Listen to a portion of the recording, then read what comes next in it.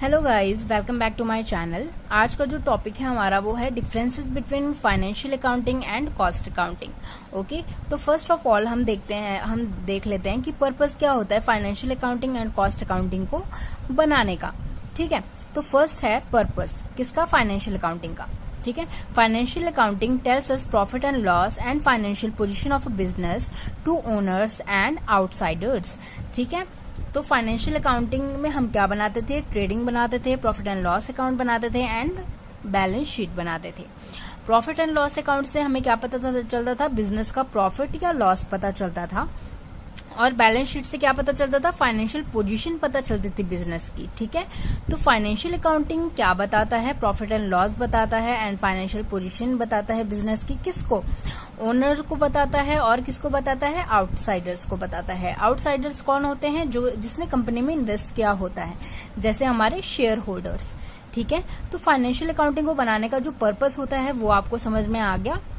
चलिए, बढ़िया है। अब आते हैं कॉस्ट अकाउंटिंग पे। कॉस्ट अकाउंटिंग आखिर क्यों बनाती हैं कंपनीज। ठीक है, cost accounting provides information to management for proper planning, operation, control and decision making. Okay, तो कॉस्ट अकाउंटिंग क्या करता है, इंफॉर्मेशन प्रोवाइड करता है मैनेजमेंट को, ताकि वो अपने कॉस्ट को कम कर सके। कैसे कम कर सके, प्रॉपर प्लानिंग से, प्रॉपर ऑपरेशन से, कंट्रोल से, डिसीजन मेकिंग को बढ़िया करके।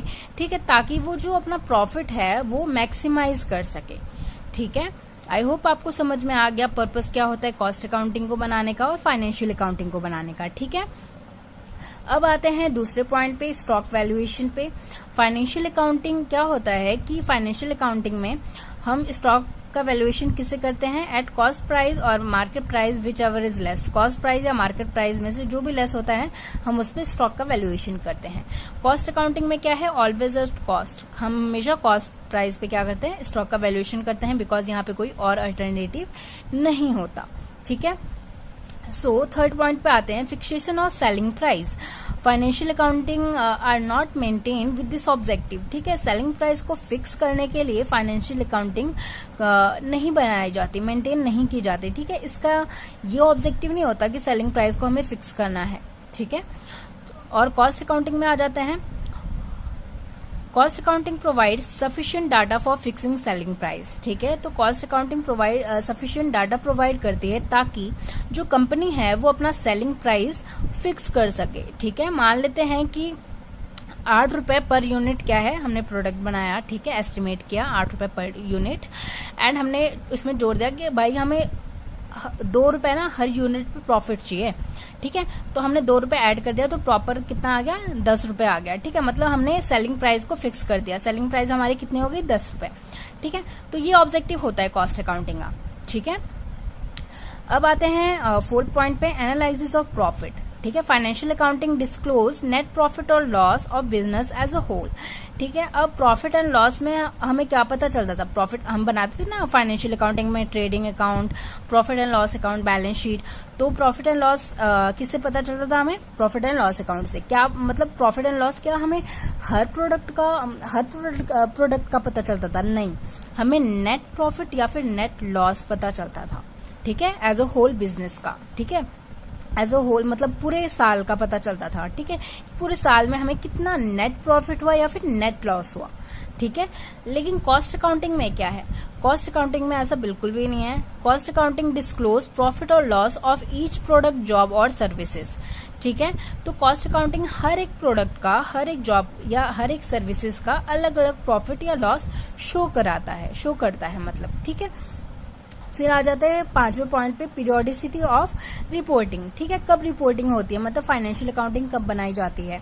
ठीक है, at the end of the year. हमें पता है बैलेंस शीट हम कब बनाते हैं, at the end of the year. ठीक है, तो ये at the end of the year prepare की जाती है फाइनेंशियल अकाउंटिंग। और कॉस्ट अकाउंटिंग क्या है, cost reports to management as and when desired. मान लीजिए आपको कोई कॉन्ट्रैक्ट मिला है, ठीक है, तो आप उसकी कॉस्ट तभी एस्टिमेट करोगे ना, या फिर ये वेट करोगे कि साल का जब एंड हो तब मैं प्रिपेयर करूं। नहीं, ऐसा नहीं होता। ठीक है, तो कॉस्ट अकाउंटिंग हम तब बनाते हैं जब मैनेजमेंट को रिक्वायरमेंट होती है। ठीक है, जब उनका मन करे। ठीक है, तो अब आ जाते हैं 6वें पॉइंट पे, स्टेटरी कंपल्सन। ठीक है, तो फाइनेंशियल अकाउंटिंग क्या होती है, मैंडेटरी होती है हर बिजनेस के लिए, ठीक है, उन्हें बनाना ही होता है, ठीक है।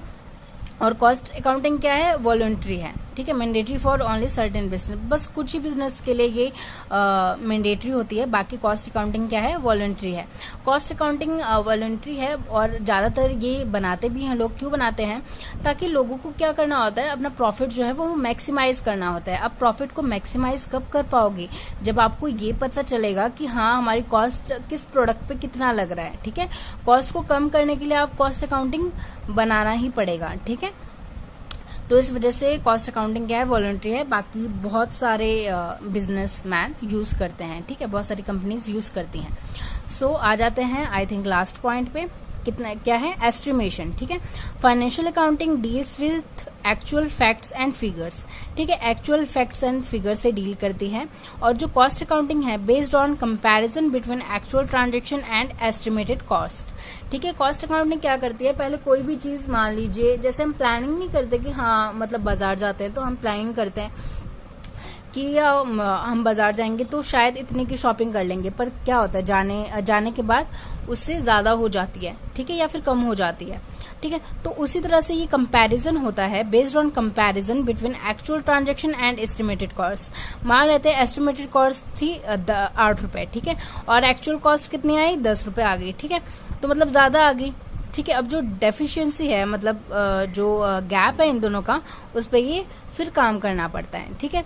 तो आई होप आपको समझ में आ गया होगा difference between financial accounting and cost accounting. Thank you for watching this video, thank you.